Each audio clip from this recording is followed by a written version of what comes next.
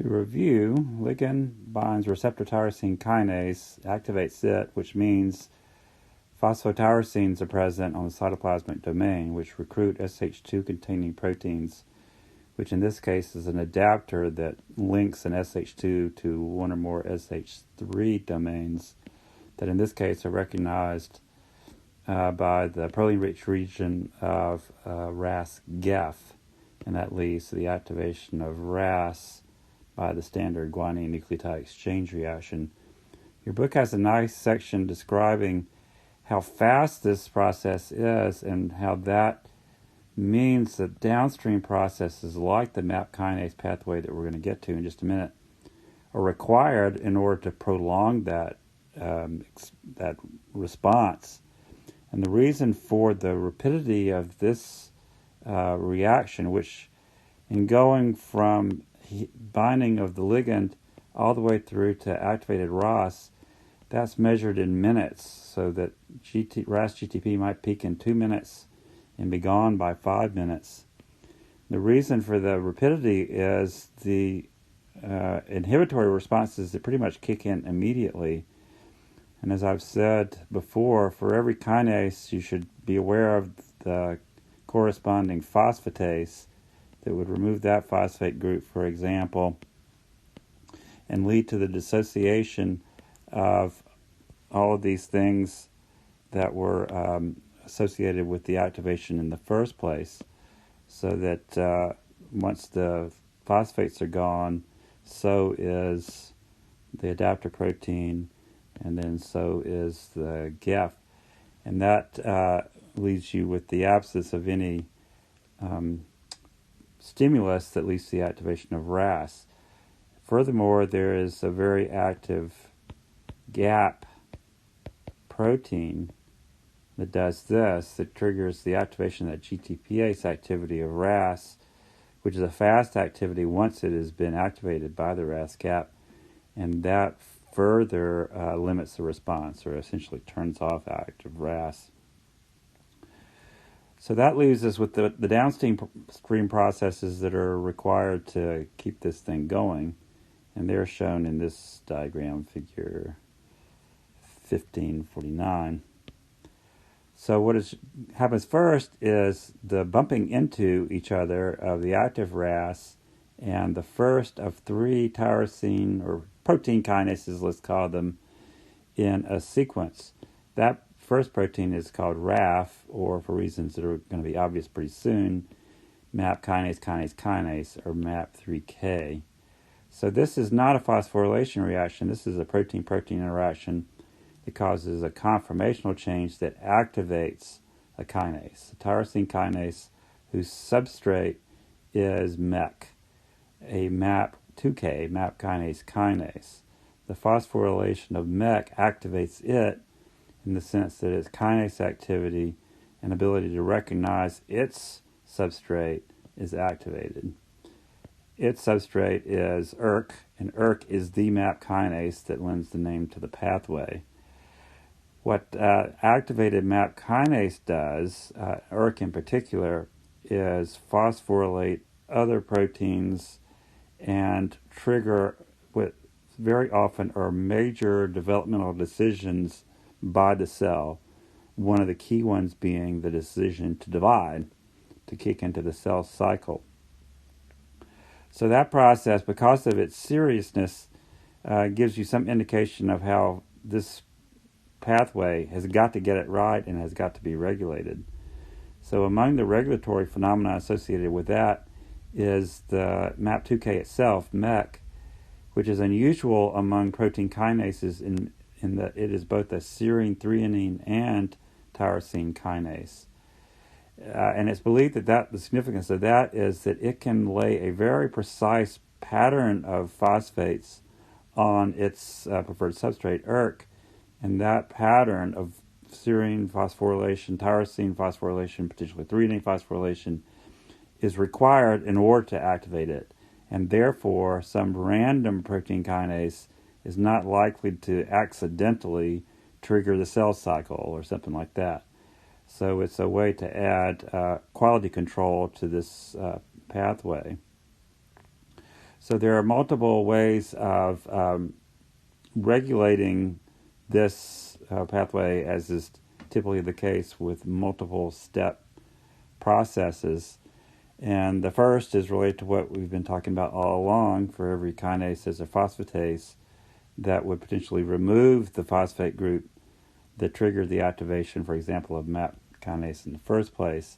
And in that regard, it's worth noting that one of the substrates of MAP kinase, once it's been activated, is phosphatase, protein phosphatase, that once activated would then inhibit the various steps of the MAP kinase pathway. So that's a fairly standard feedback inhibition mechanism. There's an even more direct one, and that is that MAP kinase can phosphorylate and inactivate RAF, a MAPK. So that would be standard feedback inhibition. Okay, so this is a multi-step pathway, as we've mentioned multiple times, and that provides the standard modes of regulation, and also, in some cases at least, a way of amplifying the pathway in the sense that a single activated RAF can potentially phosphorylate and activate multiple MECs, which can then phosphorylate and activate multiple ERKs and amplify the signal in that way. And that does happen, but it's also the case that MAP kinase pathways are organized really to prevent that from happening, in that there are proteins that you can imagine as kind of looking like this that have multiple binding sites for the individual kinases of the MAP kinase pathway and allow them to line up in series, so that this does a couple of things. For one, it minimizes the need for proteins to diffuse into each other to become activated, so it can speed up the process of going from active RAF to active ERK.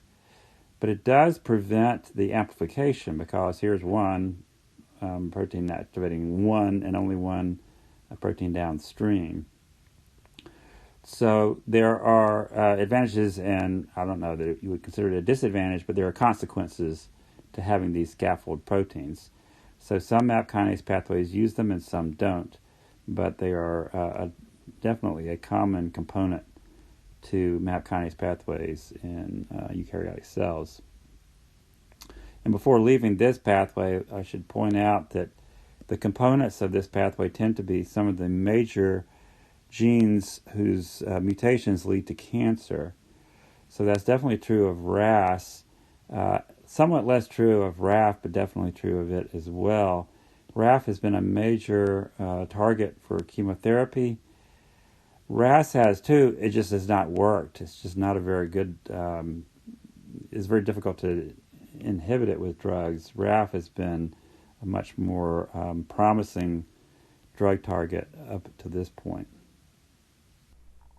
Now, as far as pathways that are important for cancer and providing potential targets for anti-cancer drugs, you could say exactly the same thing about the other receptor tyrosine kinase pathway, or the other main one, and that is the PI3 kinase pathway. So this first part of the panel shows figure 1552 from your text. That just is my way of reminding you about how easy it is to get confused by all the IP3s and 3IPs and whatever. So here's the IP3 diacylglycerol story. What we're now talking about is PIP2, the substrate for phospholipase C, but instead of going that direction, instead we're going to put a phosphate group right here on the 3-carbon of the inositol, produce PIP3, in particular PI3-4,5P3, because this is the main beacon that's associated with, again, a lot of developmental changes that sometimes go wrong in the case of cancer susceptibility. So that entire pathway is shown in figure 1553, beginning with the activated receptor tyrosine kinase.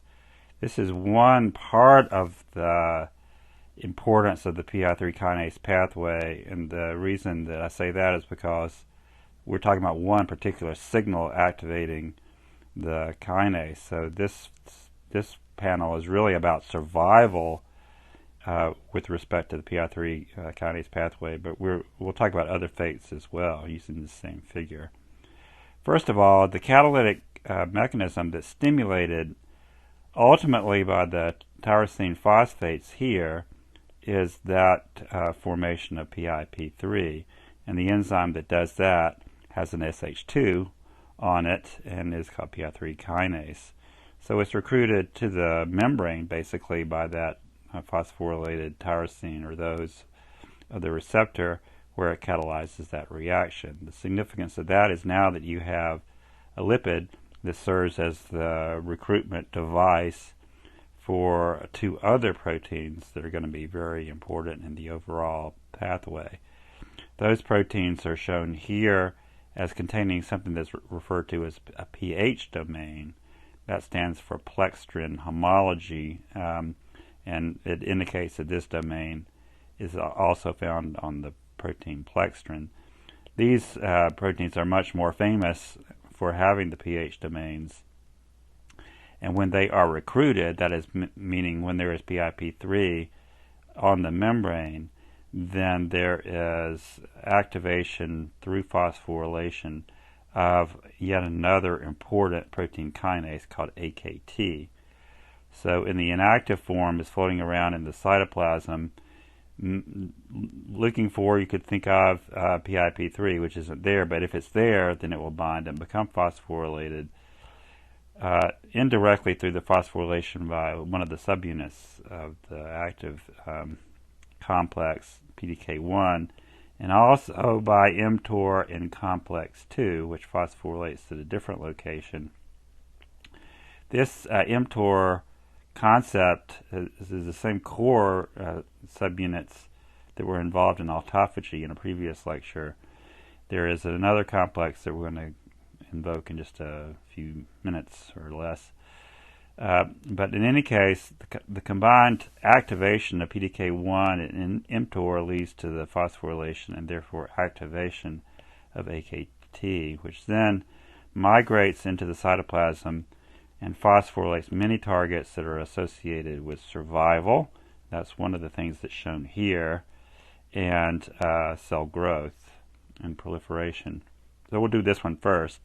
Active AKT phosphorylates the protein BAD, and as a result of that phosphorylation, BAD associates with another protein releasing an active inhibitor of apoptosis, and when you inhibit apoptosis, you're leading to survival. So that overall effect indirectly leads to the overriding of the default state of the cell, which is apoptosis.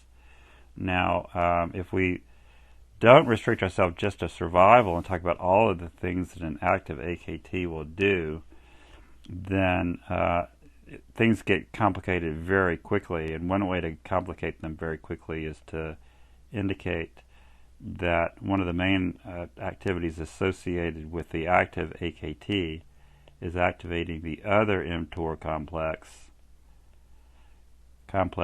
C1. So mTOR C2 activates AKT, and then active AKT activates complex mTOR C1. So a lot of things happen as a result of that I'm not going to go into, but if you want to just keep things simple, then you just write an arrow that points to protein synthesis. And mainly the significance of that is that this is a response that we would associate with active growth of the cell.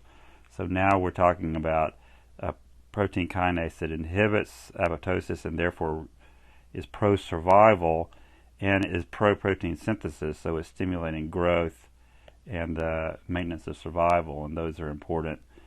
Obviously in development and the maturation of stem cells and things like that, but you can probably guess that it would be one of those things that goes wrong when cells become tumorous or cancerous. So there are other phenomena associated with AKT. I'm not going to go into all of them, but I do want to just mention some other points that will emphasize the things that we talked about already, and that is that among the other targets of active AKT is actually a transcription factor called FOXO that's very important. For now, just realize that this process is also pro-survival because FOXO is a transcription factor that turns on pro-apoptotic factors. So if you inhibit it, you're promoting survival. And then GSK3, that's glycogen synthase kinase 3. This is an inhibition is important for promoting cell growth using the so-called Wnt pathway, or part of the Wnt pathway that I'll get to almost at the end of the semester. It turns out it's also important in insulin stimulation because this leads to the synthesis of glycogen, which is what you want to do. If insulin's present, that means there's a lot of glucose present, so you want to store it. So all of this makes sense in the context of activated receptor tyrosine kinase promoting growth, and inhibiting apoptosis is part of that kind of growth factor concept that we attribute receptor tyrosine kinases to. And then finally, I'm not going to go into this, I just want to show you how complicated things get very quickly once you start bringing mTOR into the story. You can go back and trace some of the things that we've talked about. A lot of the things I'm not going to mention, which I'm sure you appreciate, but I do want to, because I've been doing it for all the other pathways, talk about regulatory or limiting responses, because there are plenty that are involved in this pathway as well. So among the most immediate reversals of this process is the phosphatase activity that converts the PI3 back into PIP2, limiting the response. And the protein that's most associated with that phenomenon is the protein P10, a lipid phosphatase that is the yin to the kinase, lipid kinase of PI3 kinase.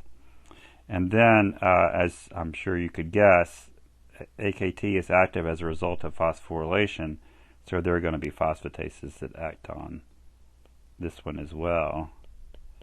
And there are at least two of those. I'm not going to make you memorize the names of those, but just be aware that some important phosphatases whose job it is to remove those phosphates from AKT and shut down the PI3 kinase pathway.